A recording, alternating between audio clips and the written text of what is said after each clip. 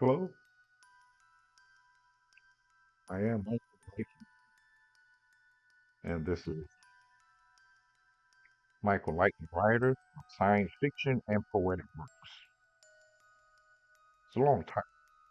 I'll stick with it for now. I'm reading a chapter from one of my works so that you can hear how the writing flows and see if you have interest. My works are all futuristic so far, except for some poetry, a two-volume set called Care Teaching for a New World. This reading will consist of Earth Talker, Volume 1, Chapter 1, Prologue. With Earth in the new times, technology expanded beyond mankind's wildest dreams, with less than 3 billion humans on the planet and less than 1 billion worldly aliens who lived in peace after decades of war. The Earth became a playground for those who worked with it or against it. Author's notes. Of course, these are fictional accounts of futuristic events. Each timeline is distinct by their standings. Much later in the story, the New Times Council was developed to remove all the dates situated in the future. I believe this transpired so I did not become obsessed with the dates which I believed I was. And doing research on several characters, almost got lost on futuristic fictional histories. It all became a jumbled mess. The council, even though fictional at this time, helped me to absolve myself from many complexities in times of birth. I would encourage a gleaming of the back glossary for otherworldly alien expressions and features of certain aliens before devouring the whole text and story.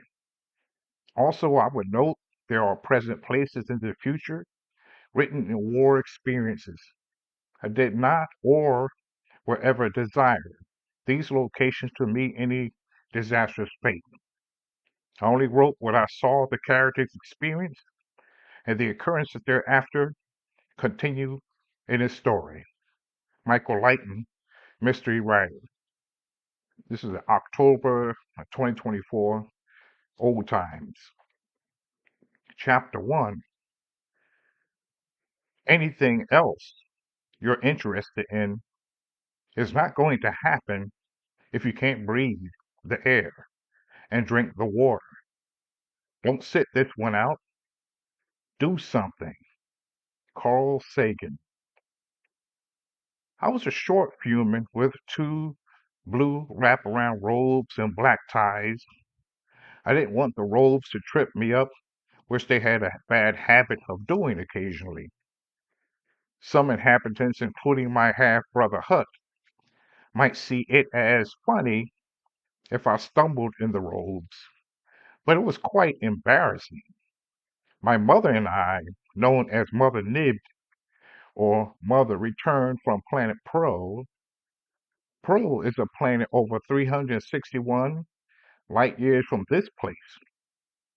After a 6 month sojourn of medicine acclimation, but on my return to Earth, I began to feel strange, like something was off. I was near mature age, but had 1 year to go before I could edge out of having a paid tutor give me instructions on math, science, and history, Earth, and Pro.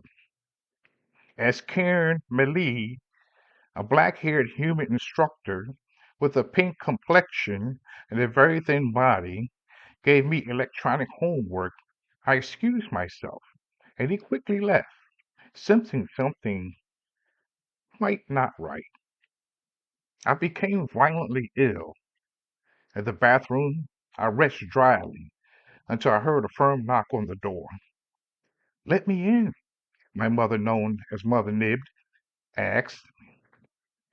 I hesitated until she insisted.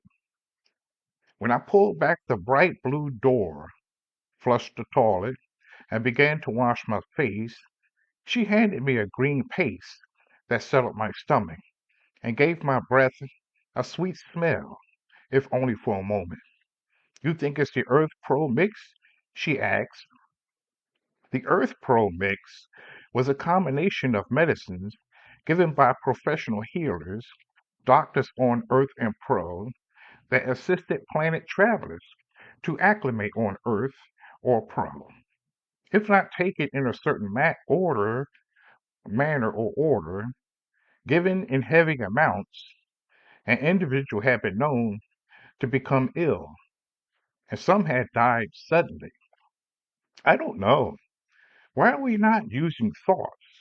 It's much faster. I was mentally pushed. We need to practice our English. Tomorrow we can do Spanish.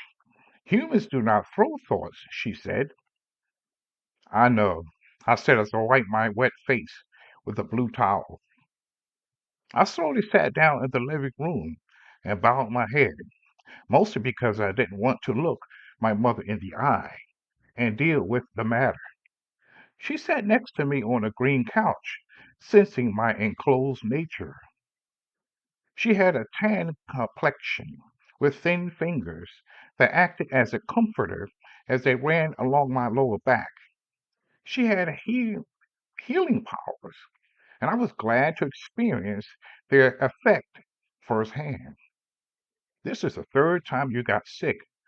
What's going on with you? She asked. I don't know. I stared down, but she moved my face up with her right hand to peer at her. My eyes were gray, prominent, and she peered at my large head, small ears, and thick nose. For what? I didn't nick myself on a nail or anything, I said, as I sensed her concern. Humans have been known to die suddenly from cuts and bruises on Earth. But you look unmarked, she said. Humans are phases and humans combined. Sometimes it doesn't blend so well, I said as I reminded her. A new human phasey history. You have a high rate of defenders, white cell bloods in your blood. Your immune system is going haywire for something. She paused as she stared. You can see that? I asked, astonished. Gained that knowledge after I came back to Earth. I've learned to not fight the gifts you're given. I will give you a day to get yourself together. If you're not feeling well by tomorrow, we're going to see a phasey doctor, she said. Why a phasey doctor? I asked alarmed. I was sure I heard of pro doctors somewhere. No, urban legend. There are only 984 pros on Earth, and none of them are doctors. Phases are closer to our physiology than humans. They can give us many suggestions that human doctors cannot, she said. She rubbed my back mostly to end the conversation. Why don't you lay down? Maybe it will help you to feel better, she encouraged. I nodded, faintly smiled, and closed the door so I could rest. But I did not rest. Vivid dreams of bombs and worldwide destruction. In each of the dreams, I acted as an observer while people around me died.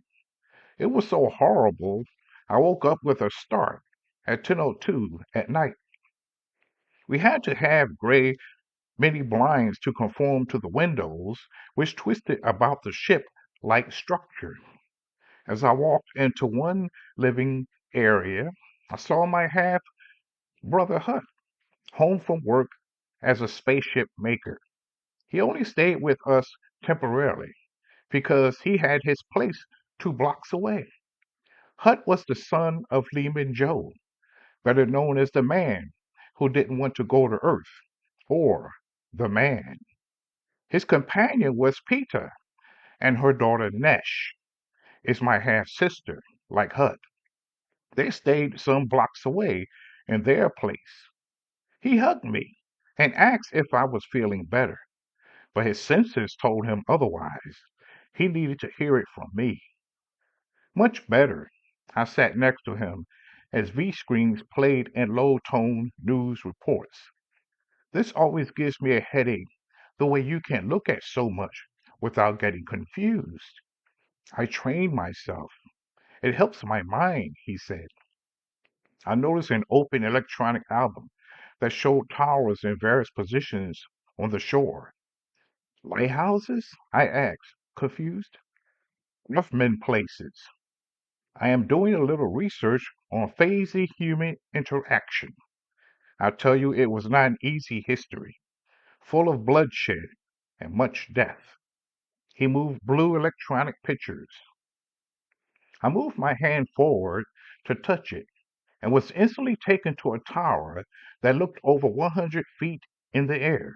I heard sirens and could feel the tension as people ran into basements and other low places. I turned in a circle, not sure what was going on, until I noticed a fiery streak coming down and another fiery streak going up to meet it. Both objects erupted outward so that I could feel the intense heat and light.